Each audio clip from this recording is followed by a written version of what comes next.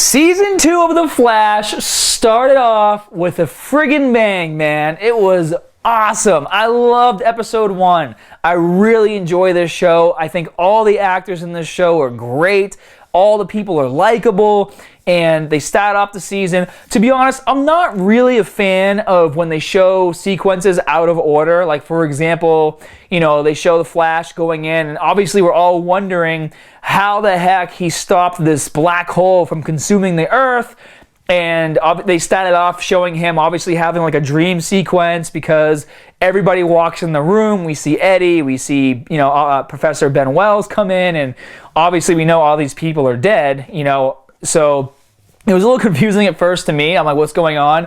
And then, I don't know, maybe I was tired, but so they show Firestorm come in, and obviously, in order to have Firestorm, you need to have the old guy and the young guy. Their names escape me right now. And so later, when they were alluding to the fact that the young dude died, I'm thinking, wait a minute, we just saw him in the beginning of the episode help the Flash beat the Freeze guy and the Fire guy, and I was like, oh yeah, it was a flashback. So I kind of felt dumb at that moment, but I'm willing to admit it to you guys because it was an amazing episode. But obviously, this episode is setting the standard for what's going to happen the entire season.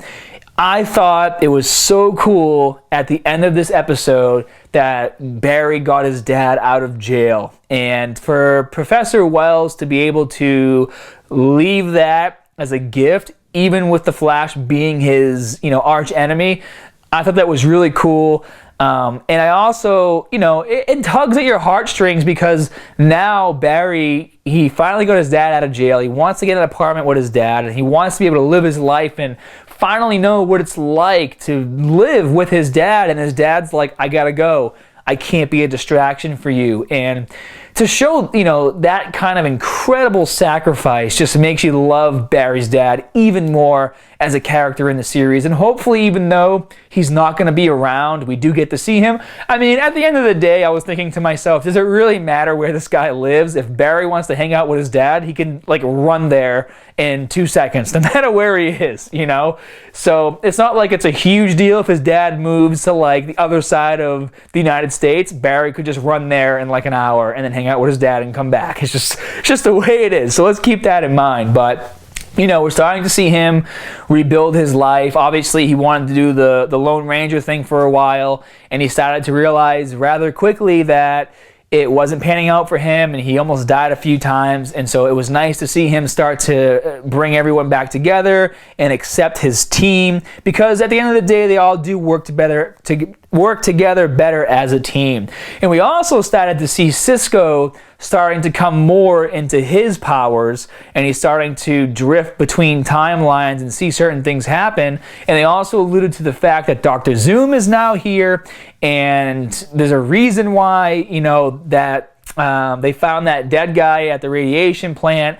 Obviously, he was killed by the dude who came from a different timeline because he didn't want this guy blowing the whistle on him.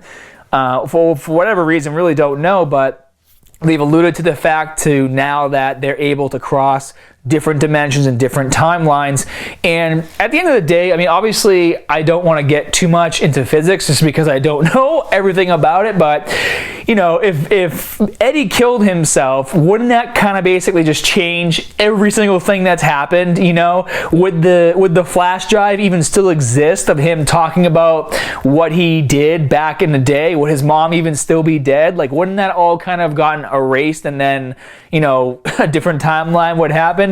It's too confusing to think about. But at the end of the day, what we can take from this episode is that Barry is really starting to accept the fact that he is the city's hero.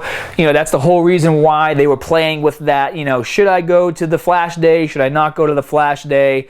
And he finally went, which goes to show he's accepting the key to the city, which I think was a metaphor for him to say that he's really accepting that he is, going to be more visible to the citizens because he is a real person and they should know who's running around saving everyone. And I thought it was really cool that he's been fixing all the buildings late at night. That was a really cool thing they kind of threw in there. But You know, at the end of the day, I guess my biggest wonders for the season is, you know, obviously Reverse Flash, in my opinion, can't be dead, which means Eddie can't really be dead. And if they're bringing people from other dimensions, they're alluding to the fact that Reverse Flash will come back. Does that mean that Eddie will come back and kind of screw things up for him and Iris?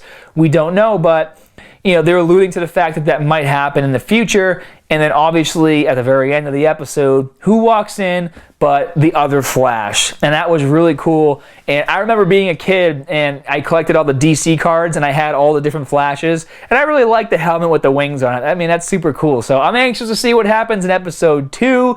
Want to know what you guys obviously think down in the comment section below. And I'll see you next time.